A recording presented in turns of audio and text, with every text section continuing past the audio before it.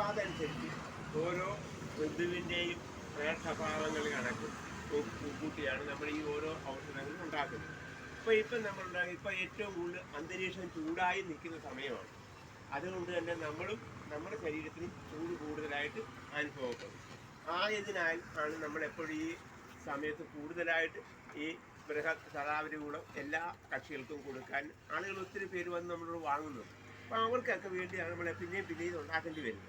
അപ്പോൾ ഇത് കഴിച്ചു കഴിഞ്ഞാൽ നമുക്ക് 20 രീതിയിലുള്ള മൂത്രകൃച്ഛങ്ങൾ അല്ലെങ്കിൽ മൂത്രാശയ സംബന്ധമായ രോഗങ്ങൾ മാറും. പിന്നെ പുരുഷന്മാർക്കുണ്ടാകുന്ന ശീഘ്രസ്ഖലനം എന്ന് പറയുന്ന രോഗത്തിനും സ്ത്രീകൾക്കുണ്ടാകുന്ന അസ്ഥിസ്രാവം അല്ലെങ്കിൽ വെള്ളപ്പൊക്കം എന്ന് പറയുന്ന രോഗത്തിനും അതുപോലെ തന്നെ മൂത്രക്കല്ല് അസ്മരി എന്ന് പറയും. അപ്പം അങ്ങനെയുള്ള ആ രോഗത്തിനും പിന്നെ 20 പ്രമേഹ രോഗമാണ് ആയുർവേദത്തിലുള്ളത്.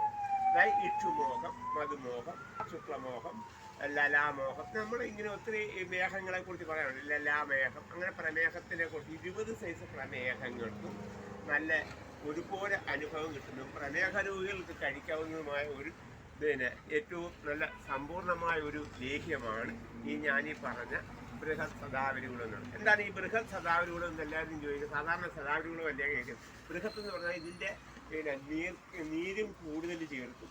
അതുപോലെ തന്നെ ഇതിനകത്ത് അതിൻ്റെ 100 ചേർക്കും. അതായത് ഇത് തന്നെ ഇതിൻ്റെ ദശ മാത്രം എടുത്തിട്ട് അതിൻ്റെ 100 കൂടെ ചേർക്കുന്നതുകൊണ്ട് ഇരട്ടിക്കുന്നത് കൊണ്ടാണ് ഇതിന് ബൃഹത് ശതാവരി ഗുണം എന്ന് നമ്മൾ ഇതിന് പേര് കൊടുത്തിരിക്കുന്നത്.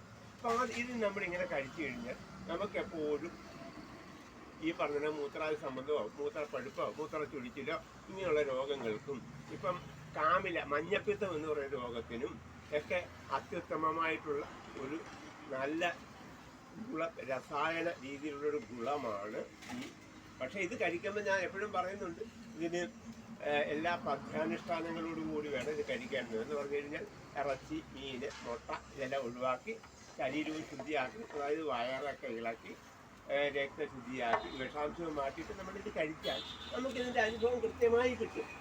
അങ്ങനെ നമ്മളെല്ലാവരും ചെയ്യുമാറാകണം എന്ന് പറഞ്ഞുകൊണ്ട് ഞാൻ എൻ്റെ വാക്കുകൾ ചുരുക്കുകയാണ്.